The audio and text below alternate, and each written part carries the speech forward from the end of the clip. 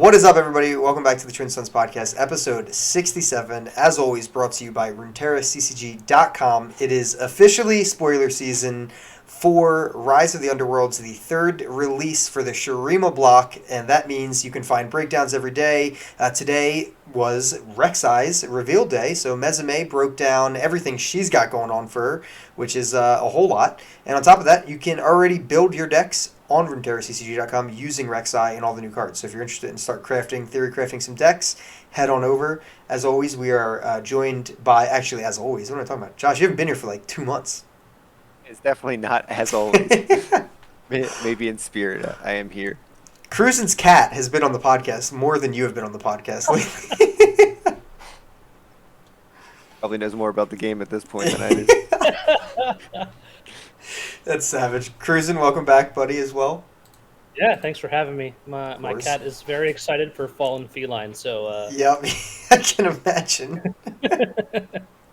Absolutely incredible. All right, so we have a couple things to talk about. So if you're listening in the future, this is June 23rd. We just got Reksai. She just came out in reveal season, and we got the whole expansion trailer. So it looks like we're getting Pike and Echo, right? As well. So we'll be getting those two, and Reksai already revealed, and then hopefully some other spicy cards coming out. But we've gotten 3 reveals to talk about total. But first, we are recording the week after seasonals.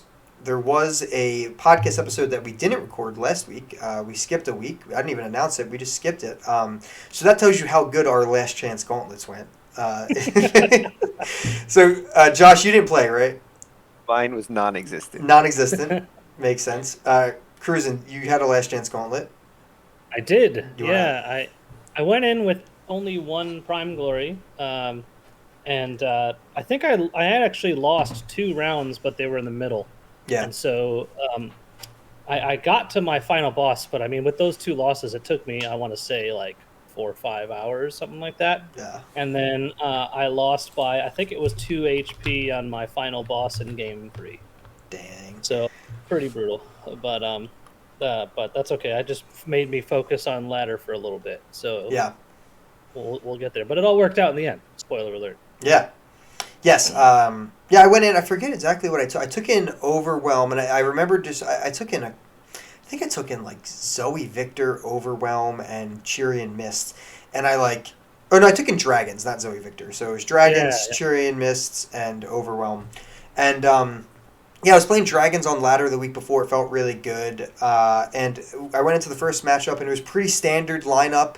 I forget exactly. I think it was like Ezreal, Draven, Nasus Thresh, and Azir Aurelia, and I think I banned Nasus Thresh or maybe Azir Aurelia, and I won 2-0, like real clean wins, one with Overwhelm, one with Dragons. Everyone bans Cheerian Mist for some reason. At least that guy. I've gotten that banned so much because they're just like, what the hell is this deck? But yeah, so I did well, and I felt great about it, and I was like, yeah, this is solid. And I went in with 3 Prime Glories, so I just had to win 2 rounds back to back. Won the first one. Go into the second one, it's just triple aggro, and I was like, I am boned. Like, Overwhelm can't handle aggro well at all. It's really the only lineup I was worried about. Everything else might be 50-50, but I'll take 50-50 all day. Like, I'll at least try that. But I knew triple aggro. They're just going to ban Dragons because it's the only deck I have that actually has healing, other than if you count, like, Doom Beast. And they're going to run over Overwhelm, and Cheerian Mist might be able to chip a game away, but that's pretty much where I was at. So it was triple aggro. They smacked Overwhelm, so I was like, all right, let me try the Mist deck. The Mist deck actually had a really good grindy game. You know, Josh, you were working with me on that deck back when I made that. What's the double Nightfall card? Why am I drawing a blank here? Onto Dusk. Yeah, Onto Dusk and Doom Beast. I think I healed for like 10. It was amazing. I was like, this is super good. And then Overwhelm just can't beat aggro very often. I got Spider Rush down. It was like, I think I took 9 damage turn 3. He had like 2 onlookers. I was like, this is great. So, yeah, just got housed. And I haven't opened Runeterra since, actually. Yeah. You're so salty that you just rage quit. I was like, it was a Hail Mary attempt to make the seasonal, which is sad because I was like so hyped going into like this whole like I did pretty well my first two, and I was like really hyped, and then I kind of just fell out of love with the game for a while. Just didn't have the, I've been making decks, playing, making content. I'm glad I still have all that love. I just haven't had the love to grind at all. Like I just after I lose a couple, I'm just like very different things. It's content's fun. Making new decks, making fun videos, things like that. I can do all day, but grinding for ranked, I've just lost all hope for that, at least right now, and it's been a huge problem going on, which we'll talk about. But that was my Last Chance Gauntlet. Like I said, I lied. I went back. I finished my Lysandra run. I got my Malphite card back in Lab of Legends. Then I stopped touching it. So, Kroozin, you focused on rank then. Did that pay off, as you did almost spoiled it? Yeah.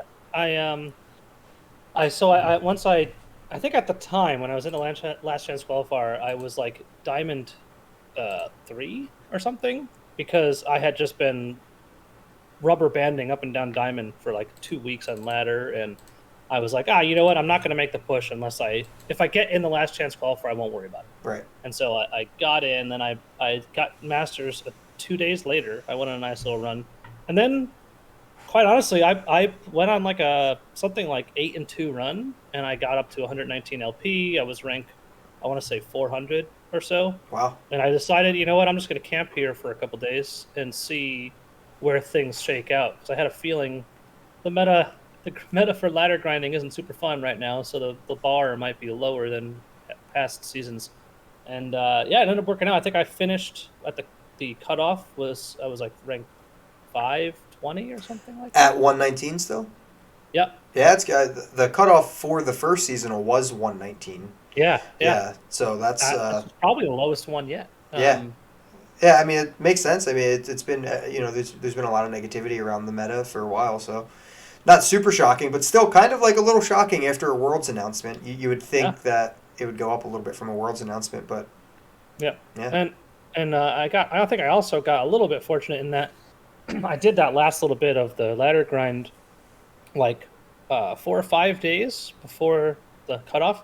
And at that point, there were still people around 0 LP playing meme decks and stuff like that. So here I come with my Azrelia Buzzsaw, and I just like slaughtered them. And it was, I mean, there were a couple hard games and better matchups, but I think it was a lot softer than it would have been had I waited till like the night before. Yeah, for sure. So. Yeah, it's good. I mean, yeah, it is. It's definitely shocking. We haven't focused a ton on the competitive aspect. Just what we're playing in mainly. But yeah, I don't know. I'm slightly shocked that Worlds announcement didn't really boost it much. I was too. It was my first time qualifying through ladder, because I've never had the wherewithal to grind it out. But it was a lot lower than I expected. I was thinking, like, when I first started, I need to get at least 150. Yeah. So that's what I would have guessed going into this as well, for sure. Josh, how much LP did you end with? I'm in platinum. I have no room to talk. I'm still in gold. After my last couple work. You get what everyone is considering the best icon. The best icon. I didn't even know that was considered the best icon, but calculated. After my last couple work travels, I guess you call them. I have not been able to get back into the grinding or deck building mood. But I imagine June 30th, I'll be turning the game on again. So yes, 1 week. So before we talk even more about this set's design and everything that's been going on lately, Kroozin, I do want to give you a shot to just tell us how you qualified clearly. So how'd it go in the season? Yeah, so I brought a fairly standard lineup. As Draven, Dragons, and Nasus Thresh. Yeah. And I was toying with some other lineups to bring to like try to target something, but I couldn't really land on something that fit both camps of had a pretty good target, and I was comfortable with all the decks. These were just decks I had played a bunch of, and so I was comfortable with them. I didn't want to bring Azrelia because I really, as oppressive as it is on ladder, I think there's a lot of ways to target it, and I think a lot of people were going to be targeting it, so I decided not to bring it. It started off great. I went 4-0 at the start, so I was pretty hyped for that. And then round 5, I got kind of trounced. I went 0-2. Neither game was very close. The guy that was playing Zoe and I want to say Zero Aurelia that just kind of went crazy. Yeah. So at that point, I was like, all right, all I got to do is win out. And I think I ended up losing again in round 7. I lost like game 3 or something like that. And so I finished the day. I decided to play it out just because. Yeah. Why not? At that point, I went 6-3 at the end of the day. So didn't quite get there, but I still feel pretty good about performance overall. Last season, I think I went 4-5, so that's an improvement. So I'm trending in the right direction. Yeah. I mean, I don't know. I'm pretty happy with the lineup I brought. There's probably some mistakes I could have fixed, but overall, I think I went pretty well. So, I mean, you clearly, between Josh's busyness and my just hatred for the meta, we did not feel like grinding that much. How did you feel the game felt in tournament setting? From the gauntlets I played, it seemed a lot better than ladder, at least. Yeah, it is way better than ladder because I just love the tournament format in general because it opens up so much in terms of just the strategy involved, but decks. Decks that are normally meme tier decks are very viable in this format, right? Yeah. And I mean, for me at least, like theory crafting tournament lineups is like one of my favorite things to do, in like specifically what's it called, the format Conquest. Yeah. Right. But overall, like I saw a really wide variety of decks. You would expect to see TLC and Azarelia in every lineup. I did not at all. I think I saw Azarelia in like 5 of the 9 rounds and TLC in 2. So, I mean, when you take the 2 worst decks in the game and you don't see them for the majority of your day, it's pretty good. Yeah, right. So I really most tournament metas that I've played in Runeterra have been fun because usually if there's a problem with the meta, it's like 1 or 2 decks holding everything back. Yeah. Being able to ban one solves that problem, right? Yeah. So I had a lot of fun. It was fun to. That's good. Play. Well, congrats on the 6-3. 6-3 is really solid. Thanks. I haven't even played in a 9-round seasonal yet, so maybe next time if we're feeling like it. It is a grind. Yeah, the 5-round ones were long because they were longer rounds because they were 75 minutes. So these rounds I think are only 60, right? So they're kind of back to back. But yeah, I mean. Oh, can we talk about? By the way, did you see? I don't know if you watched the mainstream at all. Just a little. But I want to say it was round 2. They were casting a game with Stan in it. That was game 3. Stan was attacking, had lethal on that attack. Game was over.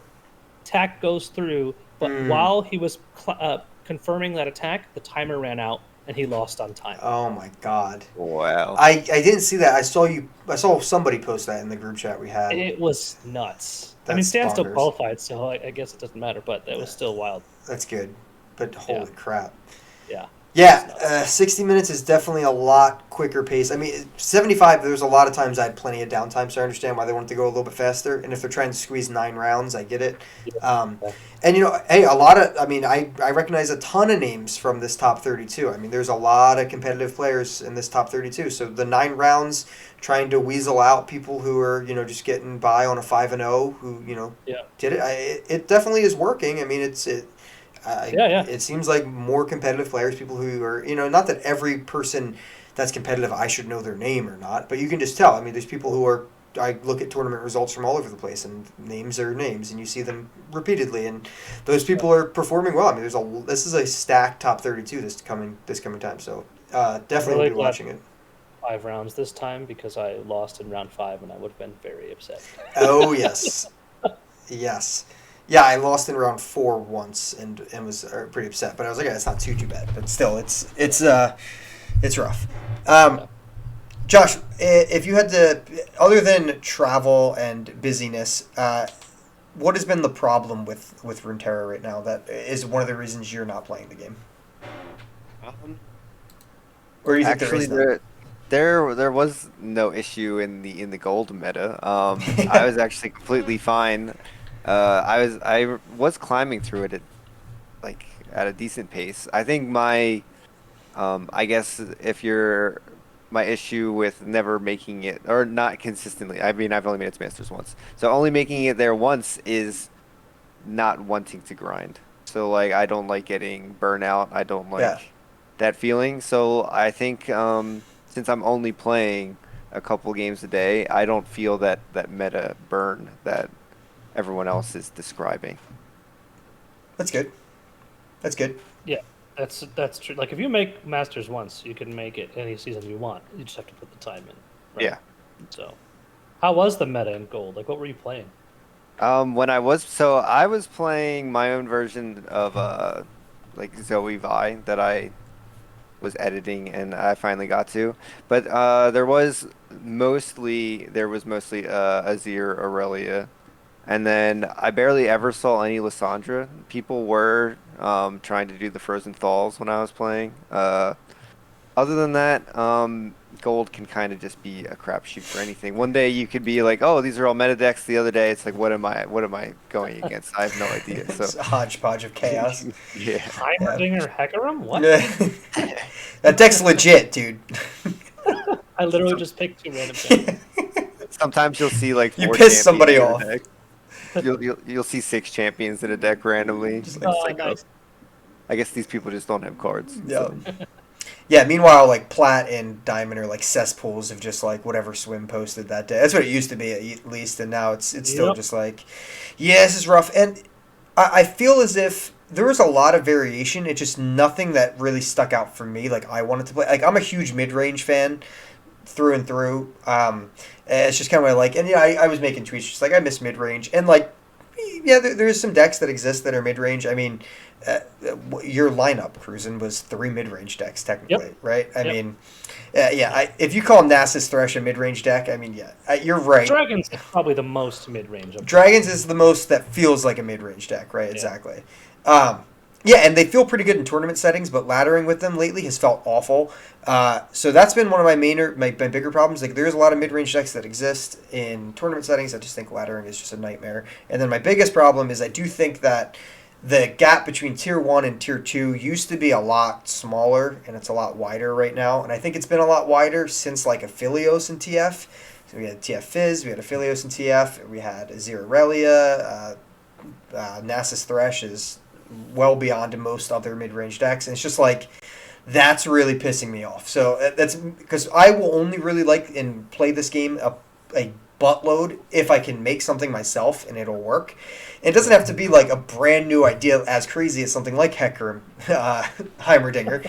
But if it's just, even if it's just like Josh was doing, he's playing Zoe Vi, which isn't the most popular deck. He's just making his own version, playing with some different cards. It can just be something as simple as that. You know, even trying to use Victor, trying to use whatever. Just like, you know, champions that are still solid. I'm not saying like I have to use like Soraka frickin' Vladimir. It's like just solid decks that are Tier 2 now feel like they're Tier 3.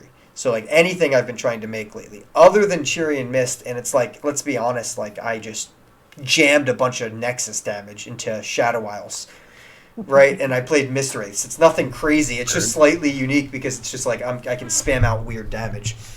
But that, again, is like a mid-range deck. So I feel like the gap's been huge. So I'm really hoping that somewhere along the line, that gap begins to close. And there's a lot of big promises coming for 2.11. I mean, people are freaking out that 2.11 is going to have to save the game, and it's definitely not just me, which makes me feel a little bit better. You know, there's a lot of people who are upset. So they said 2.11 is going to have a lot more changes, and 2.11 is when Rise of the Underworlds actually comes out. Oh, it's going to be so cool. People are so overdramatic. People are very overdramatic. You need to save the game with one patch. Yes. No. As if the game is dying right now. Yes, game's dead. There's still people playing. Yeah, for sure. You know, if you base it on Reddit, every game ever is dying constantly. No game exists. Yes. Yeah. But I mean, a combination of a whole bunch of changes and an expansion dropping at the same time, I'm pretty hyped. I'm not gonna lie. Yes, I mean, I remember talking about this with Josh like very, very early on. Like as soon as they announced the 3 release schedule per set, Josh and I were talking about, like, we really hope, because I remember breaking down the episode, we were like, all right, well, there's X amount of chances to come out. That means it's going to be 2-1, 2-1, and then the first release is going to have 4-1, 1-1, or whatever. And I was like, I really hope the smaller changes are impactful enough to actually change the game. And realistically, they just haven't been. I know this one was. Azir Aurelia changed the game in a way because there's a new Tier 1 deck. But realistically, all the other stuff that was Tier 1 was still Tier 1. Like, Nasus Thresh was still amazing. It got Merciless Hunter. Like, they nerfed the Bladed Caretaker, and they're like, cool, we have this new 3-drop that's bonkers in these regions already. So it's like, I am very excited for an actual release to come out and card changes, because this is what killed Shreema in the first place, because they released all of Shreema, and TF Fizz was like, we don't give a shit about that region at all. Like, we're just going to walk over that region every single time. So I'm super excited. I'm super pumped, and there's a lot of hate on the first one, so we gotta talk about this first champion. People are not sold. You know what? But real quick before we dive into that, I wonder how the Azir Aurelia would have fared into the TF is. That's a really interesting question. Yeah. I wonder how that matchup / meta would have just have been those two dominating. Just slamming into each other. Thresh Nasus was already a thing while TF Fizz was going on. So, like, would it be those 4 or 3, I guess? Yeah. And then, I don't know how Lissandra was strong too, so it'd probably just be those 4. It'd probably just be those 4 just dominating. Yeah. So, like, the distance between Tier 1 and Tier 2 would probably be even farther. There'd just be way more Tier 1 decks. Yeah, there'd be multiple Tier... Yeah, and then, I don't know how I feel about it. It's like, is that okay if they're just all Tier 1 decks? It just feels like you're kind of locked to take, specific lineups into tournaments. But not even in the tournaments, into ladder, I mean. Like, because Kroozin, you took a pretty interesting lineup, you know what I mean? Not everyone took... Yeah, you said a generic, but it's still, like, not everyone's taking Ezra Raven and Dragons and things. A lot of people were hating on Dragons going into the tournament and stuff. I saw a lot of Dragons hate. Dragons, yeah. It was my most successful laddering deck. I'm only Platinum, so that means nothing. Yeah. Yeah, I don't think the problem is necessarily like those 4 decks being Tier 1 decks or whatever. It was more just, it only is a problem when, like, if, like, TLC for the Lissandra deck is a problem because it's an awful deck to play against. And although if it was in the same meta as TF Fizz, it'd probably be even less popular, because I would imagine TF Fizz would beat it pretty well. But it's like, the aggro keeps that back from being super popular, and that's when it gets toxic. Because when a deck like TLC is the best deck in the game, it's really, really bad. Right. Because it's supposed to be a control, but it finishes like a mid-range. It's terrible. Exactly. Yep. And so, but I mean, that's all solved if we get big balance updates every once in a while, right? Because it's like, even if the same 4 decks are still strong, like, you can solve them through balance patches and not have to, like, because like you said, the small up releases weren't enough. A couple new cards aren't going to lower the power level of other decks, right? Yeah. So I'm hoping that they'll move back towards that strategy. Yeah, I'm totally with you there. Yeah, and it's worrisome. Like, one of the bigger worrisome things that I have is that some of these champions are coming out so interlocked with each other. Talia Malphite, even though Talia can exist with Lissandra, it looks like Reksai and Pyke are going to be like that. Azir and Aurelia, I mean, Azir can go elsewhere. Aurelia, I mean, you can Play Aurelia and MF. It's just a worse Aurelia and Azir. Like, right now, it just is. It might not be eventually. There is a Bilgewater card that says start a free attack, so maybe it's not going to be. But what card? I've never heard of that faction before. Yeah, what faction is that? Bilgewater? It's this thing. They nab cards from the top of your deck. Yeah, so it does worry me because, like, especially like you're saying, there's not going to be drastic changes to other things, especially when 3 champions come out and like 2 are designed together. You know what I mean? Of course. No, or even worse than that is, like, Zillion comes out and, like, he's not meant for anybody right now, and now maybe butt cheeks. Absolutely. I love him, and he's terrible. He's so bad. Maybe he's meant for Echo coming out, but Echo's not out, so it's like now he's just a holding place. And that's my biggest quarrel with the release schedule. I like the design of everything in this set. It's just their release schedule and balance patch, to me, has dropped the ball so much. And we've talked about this so many times. But it's just, this is maybe the last time, because the next sets are designed differently than these ones. So this could be the last time we're leading into a set discussing how effed up their flow is. Did they say the set after this is going to be one? Because I know they designed expansion. Well, there's a champion expansion. That's true. Yeah, in July. which I assume has to be Xerath, because Xerath hasn't come out yet. And Okay. That's fair. Lore-wise, I only ask because they normally design 2-3 sets in advance, so Right. I'm like wondering if they are going to be able to pivot to. They said this is the last set that was designed. Well, that was designed without the split in mind. This set, about halfway through the creation of this set, they said we're going to be splitting it into 3. Gotcha. So I think they're still going to be splitting it, but they're going to be actually designed for that. Instead of this one, it's kind of like, oh, we kind of need to fit Tali in here. Well, she's not going to do anything until Malphite comes out, and then she's still not going to do anything. Yeah. Savage. All right, we're roasting people too hard. Okay, let's jump in and talk about the cards, because realistically, like I said, I've liked most of the cards that come out. I think they're super fun, and I mean, like, one of the greatest cards that Kroozin cat is so excited about is right here, the Fallen Feline. It's Von Yip's continuation story. It's a 1-drop 2/1. When I'm summoned, create a Hexite crystal in the bottom 10 cards of your deck. The Hexite crystal is a fast speed for 2. It's if you see me in a prediction, draw me instantly, which is great, and then deal 2 damage to enemies and the enemy nexus. So it's like an avalanche just to enemies and their nexus. This card just screams Josh to me. Josh, were you excited about this whole thing? I love this card. I was instantly like, zap. Could you imagine just pulling Hexite crystals out? If you predict, maybe Zillion has the PZ synergy that he needs. Probably not. He's probably still is. So it just kind of means that he does 3 damage with his time bombs and Hexite crystal instead of 1 damage. But at least it's leading towards being able to have like a slow burn with Zillion. But I do love that card. Definitely going to be playing around with it. Stuff like that. Kind of, I don't know, just gives me a lot of ideas to play around with. So I love the Fallen Feline. Yeah, you have any initial thoughts on that, Kroozin? I mean, it's a really cool design. I like first of all, I like seeing prediction being supported because I love that mechanic. Yeah. Like adding the consistency is fantastic. But it's got so many cool implications. Like it's created cards for Victor. It's just similar in a lot of ways to Go Hard, I feel, right? Yeah. And it's in your deck, and it's kind of a slow build. I don't know. Are you gonna play counterfeit copies with this? Right, like there's like the meme status of like, do you just spam it out?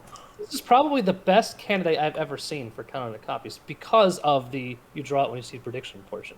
Yeah. Like you're much more likely to draw. Like, I see. The problem, I'm not saying it's gonna be good. It's a problem, right. But if you're ever trying to do counterfeit copies, the problem is, essentially pay 1 mana, do nothing for like 5 turns, right? Until you can see it. Card.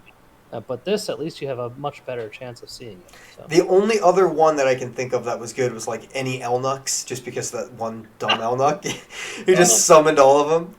You remember pre-nerf Elnuk? Oh, yeah, that's the one. Yeah, 10 cards, and you just counterfeit copied some Elnuks. You're like, oh, here's a board full of 4/5s. F that guy. So this card having predict support, do you think this implies that Echo's followers, or even Echo, will be bringing predict to P&Z?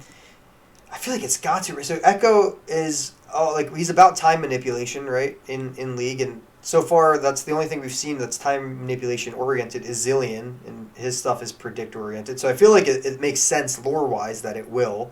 And this is obviously a hint toward, okay, P&Z is going to have predict. Correct me if I'm wrong. Isn't concurrent timelines P&Z? It is. Yeah. Mm-hmm. Yeah. So there is a little bit of a time travel undertone there. Yeah. Mm-hmm. The whole thing with P&Z is, it's scientists and research and stuff. So it makes sense for it to be there. Yeah. For sure. Yeah. So I would definitely expect to see some predict stuff in P&Z. Extrange is already calling in chat. He said he just wants to see the P&Z predict cards. So they're coming already. I mean, they're definitely there. So yeah, I mean, this is the only P&Z card we've seen so far. But it has me excited. It's got like insane meme potential with like just absolute like what we just said, counterfeit copies, make a bunch of them. Even the new card, careful preparations can actually do it. Actually, no, I don't know if it can because you predict and you create a copy of the card chosen. So actually, I don't think you can because you won't be able to choose it with that because you'll just draw all of them, right? But yeah, there's just a lot of ways to make this like really funny and weird. But also, it's like, or is that just the best way? Like Josh, just running Zap, is that good? I mean, this with a keg is nuts, right? Get extra damage everywhere with a keg. It's a really strong card, and it's not like it comes on a bad body either. You know, a 2/1 cat, always solid. It's an interesting card because it has meme potential, but there's also a possibility somebody finds a way to break it and it just becomes crazy good. Yeah. I wonder if there's going to be other ways to create it other than just the Fallen Feline. Right. Yeah, because it actually was. So if you guys didn't watch the reveal trailer, I think this was like the crystal that Echo was like stealing at the end there. It was like on the table, and he like bust out past like the henchman or whatever, and like snags the crystal. So I mean, maybe you're right. Maybe it is something that is actually going to be seen elsewhere as well. Maybe a little story in P&Z with this thing. Could be interesting. Could be it. So we also got. Well, I guess we'll talk about this new keyword now that we have it. So let's talk about this keyword. This is one of the weirder keywords I think we've gotten in a while. So it is lurk. It is when you attack while I'm on top of your deck, I lurk, granting lurker allies everywhere +1/+0, but it's a max of once per round. And also the first lurker that we see here is a Shurima Voidling monster, whatever you would call this thing. It's a 1-drop, 1/1 with lurk, and also fearsome. So this. Call it a Xerside hatchling? Yeah, the Xerside hatchling here. It's a Xerside hatchling. Sorry guys. You said whatever they call it, it has its name on it. I guess they call it the. I don't. If this thing pops out of the sand and eats your camel, right? You're not calling it a Xerside hatchling, dude. You're calling it the freaking monster thing.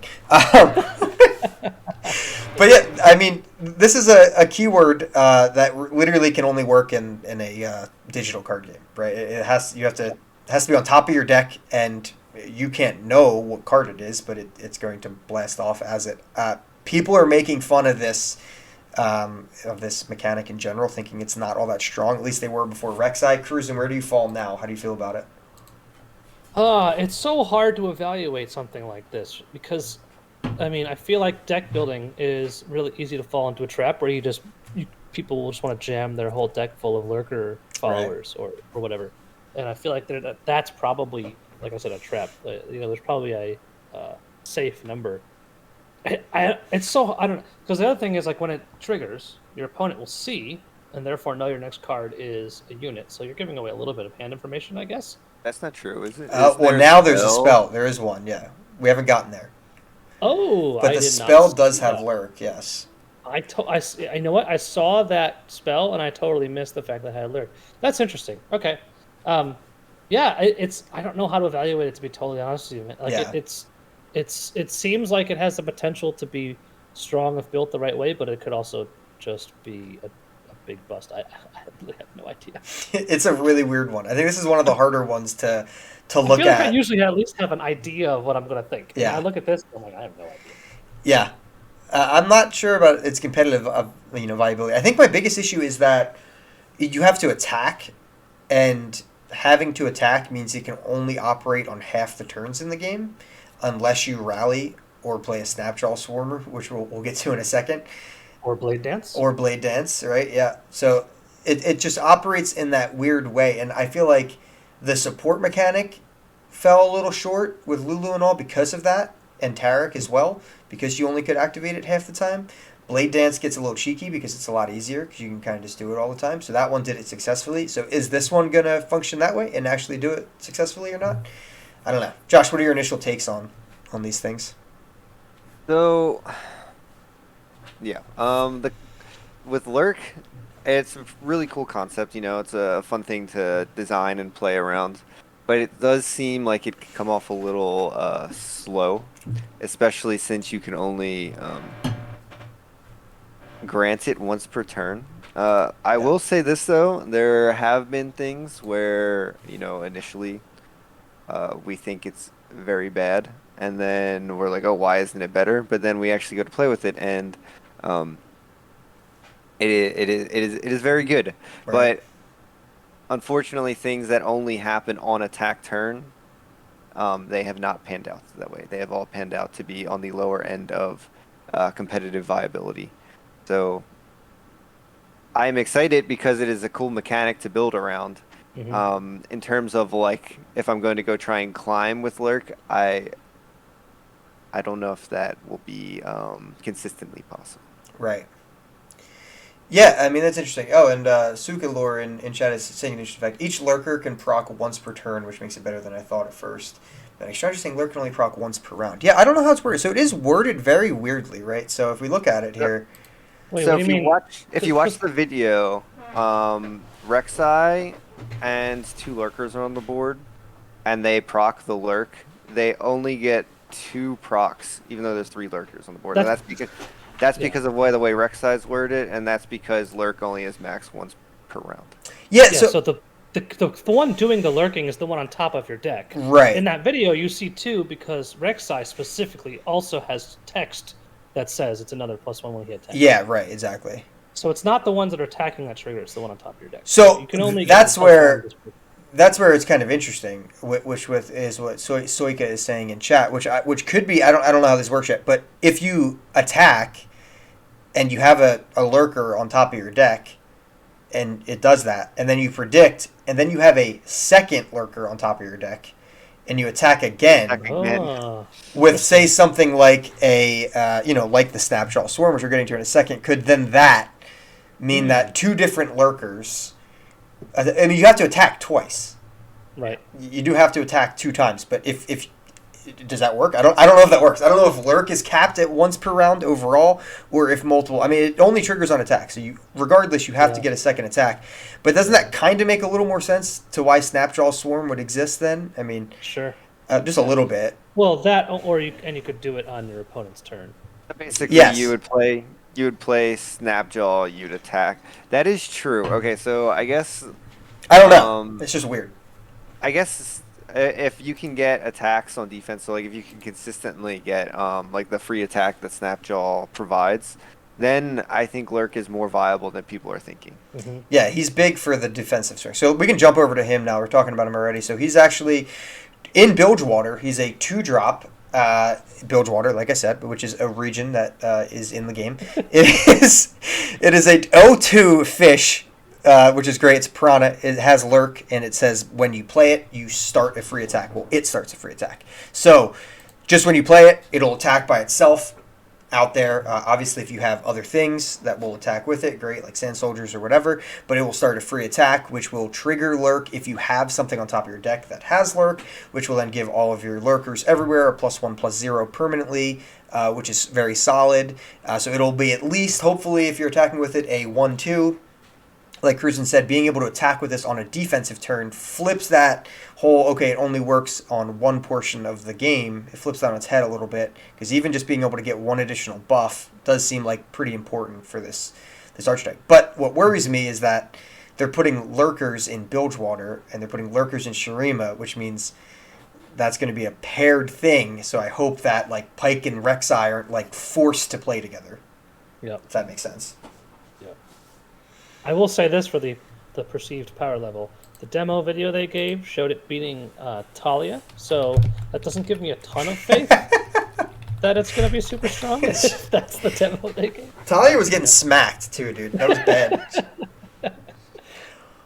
Oh my gosh. So one thing that I do after talking to some of the Riot devs, they do have a reason. So like 10 for Reksai to level. We haven't got to that just yet, but I'm assuming the viability of Lurk really depends on probably how Reksai is as a champion, just because she seems like a win con the way that she's built. Making the number 10 seems kind of steep, but it also leads me to believe that Lurk isn't as hard to achieve as we are perceiving. Yeah, it could either be that maybe it's not as hard to do as often, and she's going to really help buff, or they want her to be viable with like other buffing strategies maybe. You know, like in the video, what do they use? The Elixir of Wrath? Yeah. To give her +3. So, yeah, I was thinking like Kato the Arm or something, but before I saw she flips to get Overwhelm, I was like, yo, Kato, and then I was like, oh, she gets Overwhelm anyway when she flips. We should probably tell people what Reksai does. We should probably jump in here. So she's going to be a pretty big focal point of the entire lurk mechanic. So we went through the first 3 cards. There was a reveal the day before, but let's talk about Reksai real quick. She's a 3-drop lurker who's a 3/6, so crazy stats in Shurima. When I lurk or attack, grant lurker allies everywhere +1/+0. So that essentially means that if you are lurking with her on top of your deck, you will get the lurk bonus itself and then also her bonus, so it'll be +2 everywhere, which is really good. Or if she just attacks and then you have a regular lurker on top of your deck, you will get the +2 bonus as well, which is really good. But at the round end, you place her into your deck. So I don't think this means on top of your deck. They've specified on top in other cards. So this is just place her into your deck. She levels when you've attacked with 10+ power. Keyword there is attacked. You don't have to actually strike. It's just when she is attacking and she has 10+ power, she will level up. When she levels, she gets a really important keyword, Overwhelm. She gets a +1/+1. And as soon as she levels up, she creates 3 random lurkers in hand. So it's a crazy mechanic. She's going to get shuffled back into your deck at the round end every time unless you can level her up, which then that ability goes away. Really hard to evaluate again. Yeah. Take that, the Watcher. Yeah. You punk. So if you could consistently get her on the top of your deck, I think you could have some crazy high rolls. Other than that, you didn't read her spell, did you? No, I can if you want me to, though, Josh. I do. All right, on it. The spell is really cool. So it's called Call of the Pack. It is a 2-cost burst spell, which are some of my favorite spells in the game, and it actually has lurk. So they put a keyword here on the spell, which is really cool. To play, you put a card from your hand on top of your deck, so you can set up a good lurk by putting Reksai on top of your deck, and you create 2 random lurker followers in hand. That is just like super crazy value. I think that is by far the best card in all of this lurker package that we've seen so far. Yeah, that card I think is, if lurk is going to be successful, I think that is one of the crucial cards to it. I also think it is a crucial card to opening up Shurima to being viable with other regions. Just because, if you're going with Bilgewater, you can put another zap, so you can get another spell out. You can, anything that you want to proc twice, you can, or like you need to save or something like that, you can put it on top of your deck so it procs again. So Reksai, it's really weird because she's hard to judge as a champion because we haven't seen anything like that. Because like her stat value is insane. It's really weird. She's probably early game. She's like super hard to kill. Yeah. So if you get her early, you're just expediting. Expediting. You can't even say. Expediting your lurk procs, so maybe there's the high rolls, but and she's potentially got like regeneration too, because she's bouncing back to your hand. You have to pay it again, but she's just like, I can block whatever the hell I want. It's like a slower paced, hopefully more effective Katarina. That's actually a good comparison. It's the closest thing to bouncing back to the hand that we've seen. This is doing the same thing. It's bouncing back to the hand. Katarina does it on strike. Yeah, it's very interesting. I do like the fact that Reksai will stick on the board after she levels up. Mm-hmm. Yeah, I think that's the main thing. For this to work, she does need to be able to survive any type of combat. There's definitely like the high rolly aspect of like, just run 3 Elixirs of Wrath and just freaking level up Reksai right away, and then by turn 6 or 5 you have a 4/7 with Overwhelm and she's massive, and just like, that there's definitely something to that. But it does seem like there's a lot of like instant ways you could level her that way, like without for cheap too. Yeah. I also really like how thematic the ability is. Like, I don't know how I feel about going back into the deck every time at the end of every round, but I love the concept of like she buries herself and then jumps back out and attacks again, and then buries herself, and then when she levels up, she stays out. But it's a very interesting mechanic, I think. I feel like it could add some inconsistencies, unfortunately. It's scary. So so what sucks is like, okay, if you pull her turn 3, and then it's like, oh, do I want to play her because she's at this point like a 5/6 or a 6/6 or something like that, but then she goes back, and then it's like you're on a clock to get her back to win the game. Like if she comes out later, she needs to end with like Realistically, you can't expect to play her like 3 times. I feel like you have to like, if you have to play her once, play her, let her defend, let her do something, bounce back, and then like the next time you play her, like she probably needs to level. Like you're not going to have like 9 mana to spare to just play her a bunch of times. I mean, most games, some games you will, you never know. But like I just feel like she's going to need to level up at some point. But She starts at 3. She only needs to get +7. If you lurk with her once, she's already at 5, which is pretty good. What's good is... I mean, she could be very consistently a 3-mana 6/6 the turn she comes out. Like, on turn 3. That's kind of gross. Yeah. That's where the high roll potential is. Yeah. It's pretty crazy. What's good is that she does level up on attack and not on strike. So like I was saying, she can possibly finish when she comes out later in the game. So like if she comes out turn 6 and she's a 10/6, a 3 cost, it's like that's pretty big. So I love that she just gets overwhelmed. You don't have to do like, oh, I have to squeeze Kato like I said, or Might or anything like this into the deck. You can just run her, and she's going to get overwhelmed herself when she levels, and that is game ending, and that's great. Like it should be. It is a mid-range finish that's like delayed. People are talking about how it's kind of like a delayed aggro. I don't really view it as aggro at all. I just feel like it's more like set up for a big mid-range attack, and it's like slowly cascading, getting slightly bigger. Your units can trade slightly more efficiently, and then you can finally pummel and finish the game. Another big piece of finishing this game is this guy here. I'm gonna attempt this. Xerside, the Under Titan. What do you guys think? Am I close? Nailed it. Xerside. 5 cost 2/6, so interesting, weird stats. But on attack, if I have 8+ power, so you seem to give it +6, it gains Fearsome, Overwhelm, and Spell Shield. That's like this round. Just this round. Just this round. Just on the attack. So it'll have its big attack consistently. It'll keep its attack with the everywhere buffs that are granted from Lurk, but on offense it will be a spell shielded Overwhelm Fearsome unit for 5 mana.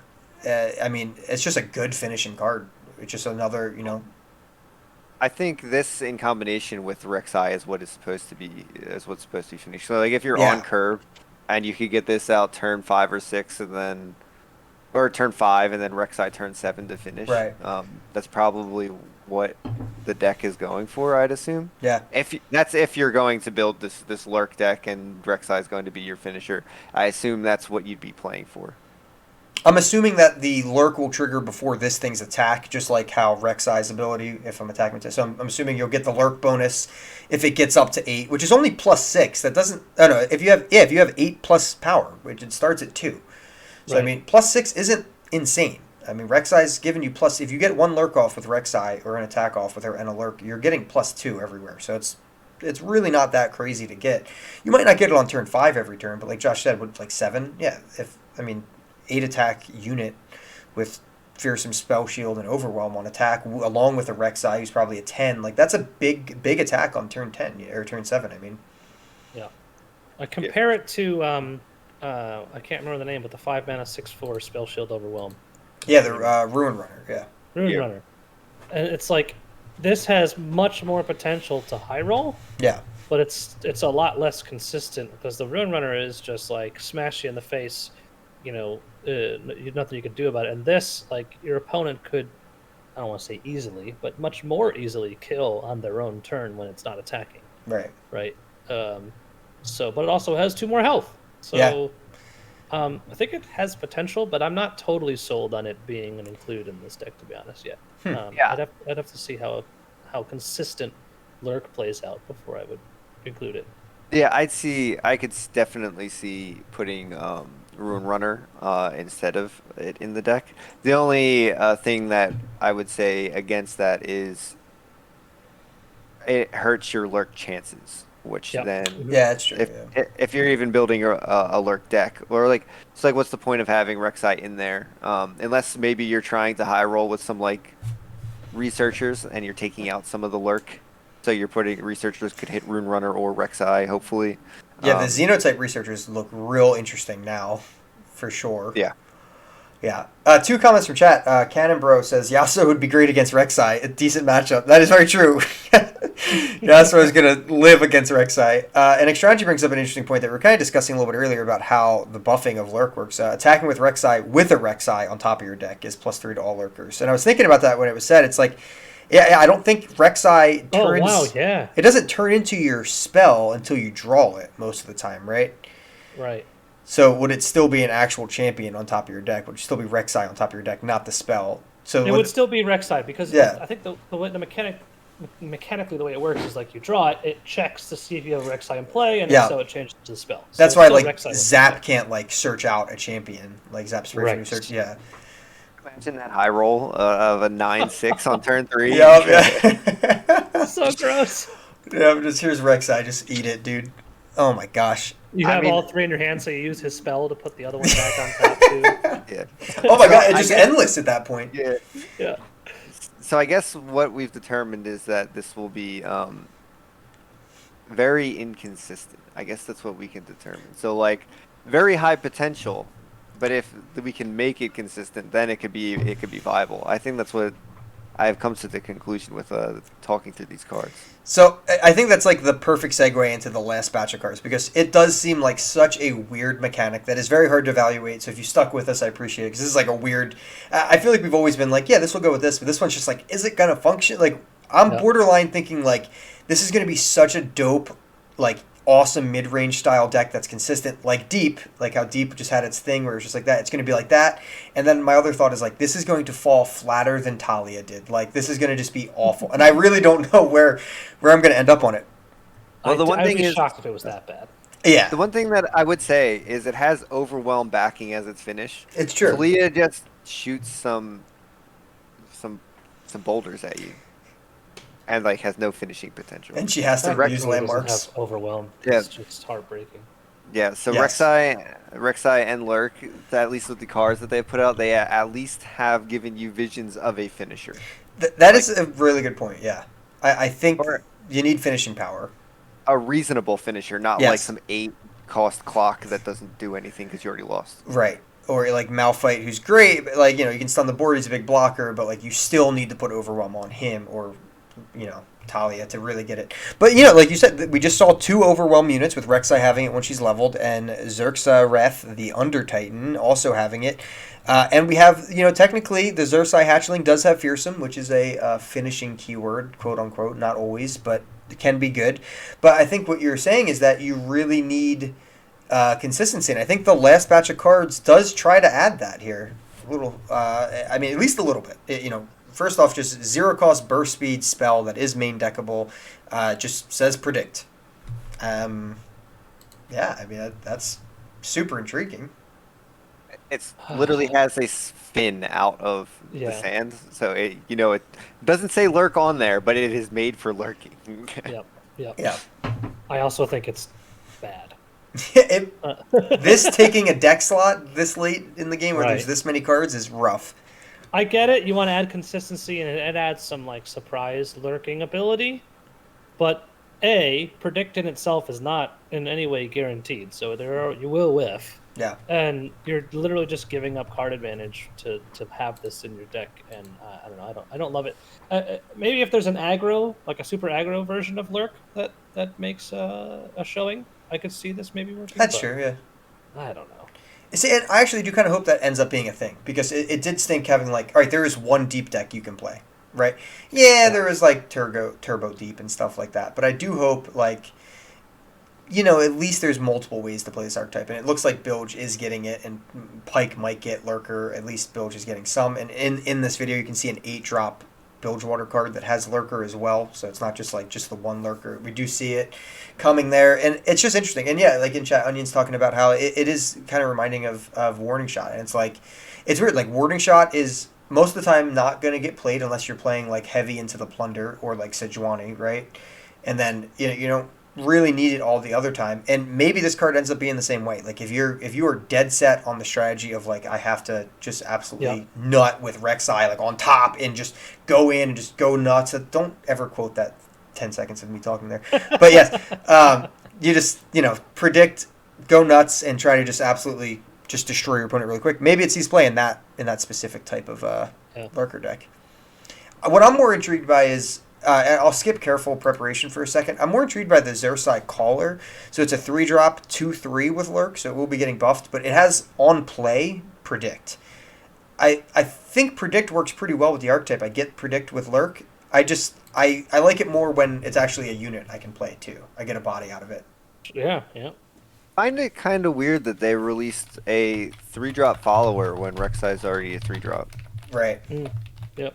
So I guess the theory is Rek'Sai should be coming out whenever, just because of how anytime after 3, just because of how her play pattern is going, just because she needs to have like the 10 attack. So like maybe people are saving her in the deck until she's ready to attack. You're generally only going to want to play her on your attack turns, right? Yeah.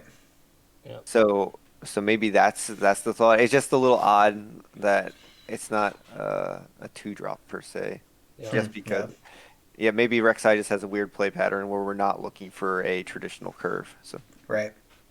Yeah, that's a great point by Suka in chat as well. He's saying that, it just 0 cost main decking, it does seem bad, but if that was a card that got created by something, and that's kind of like, the Yordle Grifter was the same way, right? Warning Shot saw the most play when the Yordle was not nerfed, and, everyone would Warning Shot. It was amazing. Maybe that does come out at some point. I don't know. But it does. It just seems really rough to put in your main deck.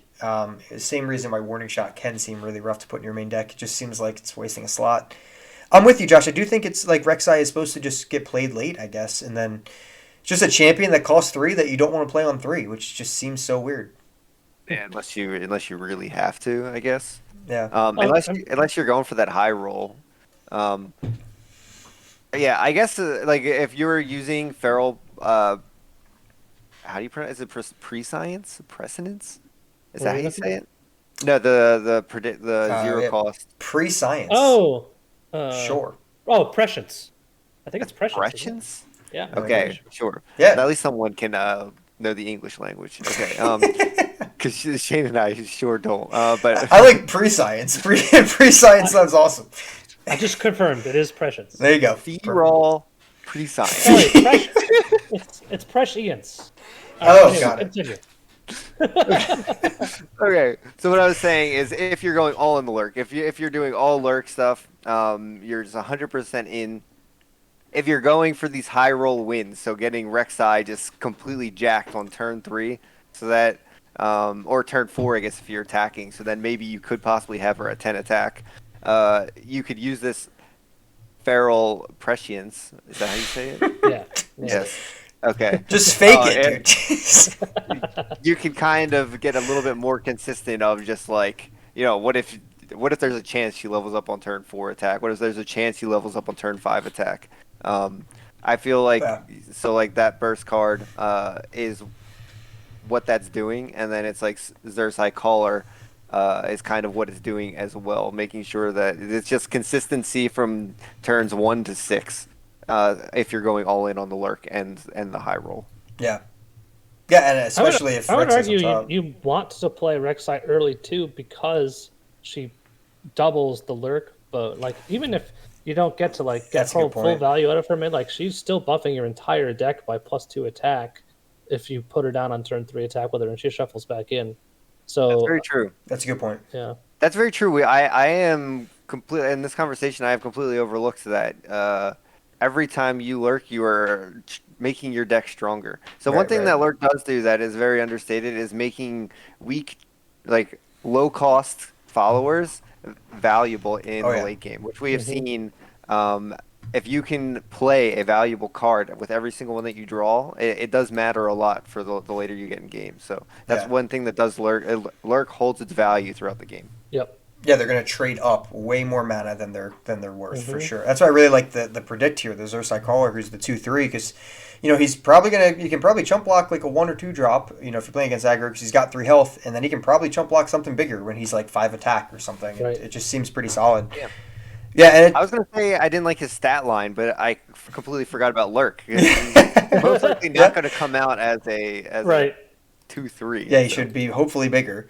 Yeah, and then it's a really good point too, Kroozin, because is it worth losing the tempo of your turn 3 to just get the attack with the Reksai with a lurk on top to get 4 damage or to get 2 damage to everybody, to attack to everybody, and it makes cards like Ancient Prep really interesting to be able to try to predict something better, because even Reksai on 4 looks really good then, because you can Ancient Prep first for 1 and then do that, and that ends up looking all right.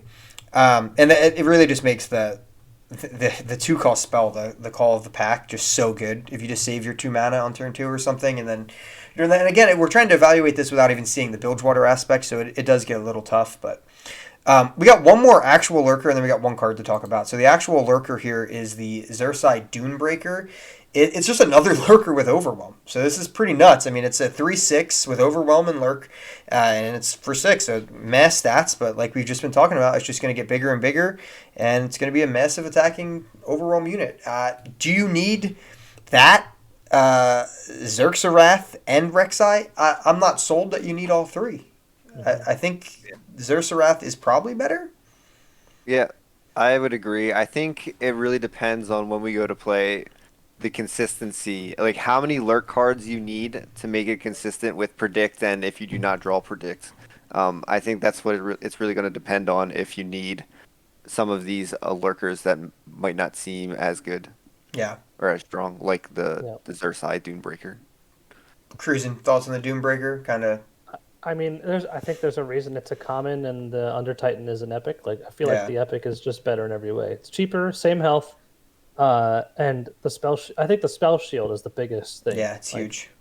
The way you lose with Overwhelm is if somebody can have a lot of single target removal, and if you can prevent them from doing that, it goes a long way. Yeah, it seemed interesting when it got revealed before Reksai, so I was like, oh, okay, like they're putting Overwhelm right on a unit, and then they're like, oh, check out this Overwhelm unit that has freaking Spell Shield and stuff, and then check out Reksai who has it as well, and it's like, wow. Extrangi in chat just made me puke in my mouth a little bit. He said, Ancient Prep, Pest, round 2, attack with Reksai, plus double Shape Stone, level her up on turn 3. That's so gross. Shape Stone's actually a really important card that we didn't discuss for Reksai, because I was thinking Elixir of Wrath, but there already is a plus 3 attack, 1 cost spell in Shurima, so that's definitely good. Just, obviously that's an insane turn there. That's a high roll. Yeah, you just get her to turn 7, and then the downside there is you have to play landmarks in your deck. Yeah, which is like Ancient Prep's definitely one that you're going to want, and then like you probably just run like Rock Keeper or something right now. It's like, hopefully that's enough. But yeah, I mean, just that plus 3 attack for 1 if you're not in Noxus, and we don't know why you would be in Noxus right now. Maybe the high roll isn't as difficult as we think, because we've talked about multiple scenarios. She might be able to burst level on like turn 5 pretty consistently, which is terrifying and awesome. It's kind of, I think, with the way that they're going with the Watcher, I think it needs to be that way. Otherwise, the Watcher and whatever else gets released that's going to be like that is just going to be a terror. All right, we got one more card to talk about, guys. We have Careful Preparation. It's a 3 cost. It is in Shurima, and I thought it was P and Z because it's so wild. But it's got Kiari the Student on the picture. If you don't remember him, that's because no one plays him. It is a 3 cost burst. To play, place a card from your hand into your deck. So not on top of your deck, into your deck, and it costs 3 to do that. You then predict, and then you create an exact copy of the chosen card in hand. So essentially you're shuffling a card back into your deck. You're then predicting after that, so you could get that card back theoretically. You're then putting that predicted card on top of your deck, but you're also getting a copy of it into your hand, so you can double up on it. It's really weird. Oh, yeah. Okay, it's a copy of the predicted card, not the one you shuffled into your deck. Yeah. Ooh, okay. That's interesting. It's that type of card. It is Josh's type. This is anything that seems like it should be a Piltover and Zalm card is Josh's type of card. Pretty much. Anything you read and you're like, what is this? Yeah, what does this do? That's a Josh card. It is. It does seem like it should be 2 mana. There's a lot of cool cards at 2 mana, like we just talked about Call of the Pack and Stalking Shadows and Iterative Improvement, right, that are doing similar things like getting card advantage. I mean, that's what this is doing, right? The one thing that stands out to me is that you can snag spells, right? Like Stalking Shadows is unit focused, Iterative Improvement is unit focused. This could technically copy a spell. That's like the biggest interesting aspect to it. Obviously, we have no idea what Echo does, so if Echo and Zillion are really meant to be together, this might be amazing with him. I mean, they revealed it now with more predict cards in Shurima, but maybe this card's just awesome with P and Z, and it goes back to being the reason that it seems like it is. Yeah, I think that's even the color scheme. It just kind of looks like you look at it and it's just like, oh, P and Z. I just love the potential of copying like, could you imagine copying a Hexite crystal? Could you imagine? Well, that's what I was saying. Like, You can't because I don't think you can. you technically draw all of the Hexite crystals. That's what I thought when it first came out. It depends on the timing. It does depend on the timing, yeah. Like Hexite Crystal says, if you see me, draw me. So I presume that means you won't even get the option to choose it. Because it only copies what it predicts. That's why I was like, oh yeah, copy Hexite, and that makes so much sense. But I also at that point thought it was a P and Z card, so I was like, it makes so much more sense. Okay, well, besides the crystal, yes, it's like say you pull a Doom Beast, or say you pull any of these, like, oh my god, yeah, you know, anything that you like want to double something. You like, pull Reksai, and the other one's on top of your deck. Yep. No wonder it's a Shurima and card. +3 when you attack, dude. Yep. They just have the wrong follower on the. They're trying to throw us off on art. Exchange in chat said that it might actually not be. I already forgot his name, but the guy that you mentioned. Oh, Kiari? Kiari, yeah. May not actually be him. Oh, the flavor text says others. Okay, see, I haven't read the flavor text. Yeah, it just looks. I see that staff. It just looks like a dude in a monk. Yeah. So maybe it is a different follower. Oh yeah, This is another one of those cards, like the whole lurk mechanic, where it's like, I don't know how to possibly evaluate this without seeing the rest of the set.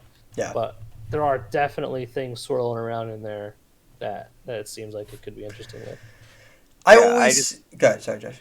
I just like the potential of, getting, like, just something, like, so, like, having 2 Doom Beasts, having 2 iteratives, having 2 posses, or, like, just getting the Cheerians, like, online right away. Yeah. I love the potential of that, and that's why I love that card. So I think the Sump Workers were, like, the posse is my favorite card that has been released in the set so far. So I see that, and I'm like, oh, there's more fuel for the fire. So Josh has waited a long time for P&Z to get some love. I mean, it's the last region here getting some love. So yeah, it's interesting. There's a lot of cards that I look at, and I'm like, oh, I understand what this does. And then there's a few cards that I look at that I'm saying that I think that just someone a lot smarter than me is going to make this work. And this might be one of those cards where I'm just kind of like, yeah, like Josh is going to make something just really stupid that just dominates me a couple games. And I'm like, this card's dumb. And then someone's going to make a deck that's like super consistent, and I'm like, what is this card? I don't know, dude. The way you'll say Cheerian. It's Cheerian, all right? That's Chirian? What do we say? I don't know how to say it. Is it Cheerian? I don't know, dude. I have no idea. This is a really weird card to end the discussion on Careful Prep. It's an extremely weird card. If Reksai really does give a double buff from attacking and on your deck, like if you get +3 to lurk everywhere, this card's pretty interesting. Yeah. You also get an extra Reksai, like just an additional one, and her champion spell is really good. Champion spell, exactly. So that's great too. It's Kyrian. High rolls. No, I have no Kyrian? idea. No, I have no idea. Yeah, the interesting thing is what you shuffle into your deck. I don't know, like it's going to be sometimes I feel difficult to pick a card that you want to shuffle into your deck. I mean, it's the same as discarding. If you don't need it now, then put it back in there. Yeah, that's true. Yeah, so you have to pick a card to put back in your deck. So like at that point, like if you already did play like Reksai, you want to hit Reksai, so you want to dump her back into your deck. But that's risky. Like if you do miss and not get Reksai back, it's like, oh crap, my condition's not there, and it's just like, I don't know. I'm very confused about all of the cards we've seen so far. We're going to be recording next week. It's going to be a little different. We're going to have the guy who designed all these cards on again. We're going to have Riot G Major on for the 3rd time. So he's going 3 for 3. He's competing with Sean Main as the honorary co-host of the Twin Suns podcast. So he's coming back next week. We're going to be recording, I think, on Thursday. So that'll be set up. We'll be talking to him about all that. So with you guys, unless we make some YouTube videos together, we won't be able to talk about the cards for reveal season since we're going to be doing it with him. So, you know what? Josh, I'll give you Echo and Kroozin. I'm going to give you Pike. Kroozin, you want to go first? What are you hoping for from Pike? Oh, man. I don't know. That's an interesting question. I mean, I think he'll probably work with Reksai in some capacity. I don't know, spitballing off the top of my head, I know in League he throws people behind him. So I'm wondering if he can throw units on top of your deck to like activate Lurk or something like that. That is what. So Bone Skewer, we didn't bring this up, but Bone Skewer it puts him on top of your deck after you. It sure does. One of your allies strikes. Yeah, it's starting to make sense. Striking with a buffed Lurk unit and then putting it on top of your deck seems like it could get pretty good. That card's already good. That Now card it's is really good already. Yeah, yeah. So if you attack with Reksai, she gets the. Oh wait. I think I'm getting too. Oh, no, it's getting too far in the weeds. I was gonna say it's like you could attack, you could get the lurk, and then you could bone skewer, and then. Yeah, That's actually even like if the bone skewer won't activate lurk, but that is really good because she's gonna bounce on top of your deck anyway. Yep. So just bone skewer, let her kill somebody before she goes. I mean there's True. a lot of synergy there. Yeah, that is pretty good. Yeah, Pike pisses me off every time I play against him in League. So I hope he sucks. I've played him quite frequently. Yeah. Yeah, I started to. I was telling pretty much anyone who can just like just eventually just escalate too far. I just hate in League, which is like a decent amount of champions. But like Pike has just absolutely dominated me so many games. Yeah. I'm just like Pike is an absolute jerk. Josh, Echo is one of your favorite characters to jungle with, outside of like Morgana, right? Yes. I used to go mid lane with him a ton. I haven't done it in a while, but yeah, I used to jungle with him a decent amount too. So his kit in League, he has his I don't remember the ability names because I never read them. But he has his like ball that he shoots out and it slows people. He has his field that he puts down, and then it could stop time. So it's basically essentially a stun. And then he has his like roll and dash that he does to get to units. But then he has his rewind time. So I don't know how you do a rewind time in a card game, and I can't really bring my mind to understand how that would work without it being completely broken. Yeah. So I'm going to say that they are going to touch the edges of it and not really go like, oh, rewind this unit's health or rewind this unit's stats, like a fake hush or a fake regen kind of thing. I can't imagine that coming to P and Z because that seems not to fit there at all. But Yeah. I mean, it's completely random, so maybe it does fit. But I'm assuming he'll have some type of control, so it might be a stun, and I assume he might have some type of. Yeah, Echo's just so hard because he's just so all over the place with his kit. He is. I assume they're going to go more on maybe the lore side than his actually league. Like his league kit is probably just way too hard to develop in card game. But if they do that, my mind will be blown, and I am ready for my mind to be blown. Maybe recalling or something, calling units or something like that could be. Oh, P&Z recall. sort of Yeah, good that's sort of like rewinding. I Yeah. don't know. Well, I was thinking, so like with Pike is very in and then out and then like disappears. So I assumed he was going to be, and especially the way Bone Skewer works, I assumed he was going to be more of the like go in, assassinate, get out. Go in, assassinate, get out. Yep. So I assumed that was going to be more of his mechanics. That's Echo, interesting. Yeah. He'll Yeah, probably have Echo- lurk also, I would imagine. yeah. Echo, I guess I could see maybe because what he did in the video was he stopped time completely, right? Yeah. So maybe if that's any hint towards it, maybe he's more of the controlling time aspect. So like keeping things in place, Right. keeping things on the backboard, like if they attack, or yeah, I'm gonna assume that he goes with the stopping Yeah. time, so maybe stuns and controlling for PNZ. So He'll probably have lurk as well. Echo. Everyone's just gonna have lurk. All three champs Right, are gonna yeah, come with lurk. lurk. It's gonna be lurk everywhere. That's all it's gonna be. Either way, I'm extremely excited about all this. I mean, it did feel a little bit weird at first. I'm like, wow, this keyword is very hard to wrap my head around, but new cards always hype me up. If you don't follow the guy who we're going to have on next week on Twitter, I highly suggest it. It's Riot G Major. He just, every time there's a reveal of the day, he tweets out a little bit of a teaser of what he really talks about on this cast so much, and it was awesome. I mean, today he tweeted about how they tried to make the burrowing aspect actually feel interesting so Reksai can have an effect while she's on the board and while she's in the deck, just like she does in League, and also the hunting idea of just hunting somebody down and just becoming stronger like that. It's just every time, literally every single time that there's a reveal, he always will retweet with some commentary that's super intriguing. So if you want an hour more of that commentary, you can come back next week. We'll be talking to him about all these cards and whatever the hell Echo and Pike do. So I'm excited about that. And if you want to catch up on some of those old episodes, they're on here. A few episodes back, you can scroll back. He talked to us about the initial release, which all 5 Shurima champs came out with, and then the second release with Zillion and everybody as well. So definitely check those out if you're interested. Other than that, Kroozin and Josh, I'm proud of you guys. You guys got along, even though Kroozin's been talking smack. I talk smack about everyone, so it balances out in the end. I'm looking forward to hear what Ryan G. Major says, though. I don't envy him trying to follow up what we've got going on here, but I'm sure he'll do his best. Oh man, dude, it's tough. I feel bad for Ryan G. Major for sure.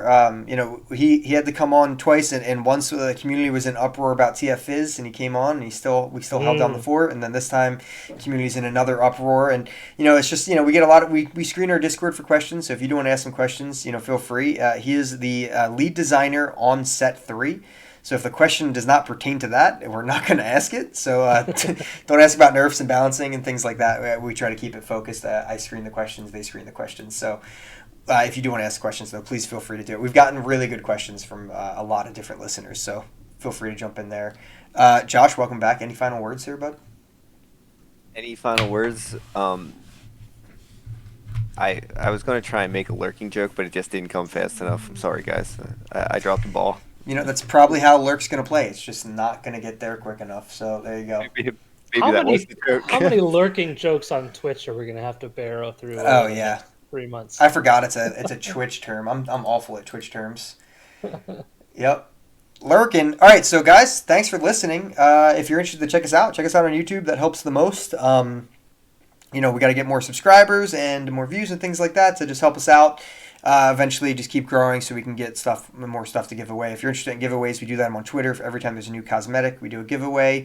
Normally give away 2 or 3 of those. Recently, we just gave away with a battle pass and 2 of the followers as well. And then even after that, we gave away a Talia skin and 2 more $5 things as well, so you can get the cheaper skins.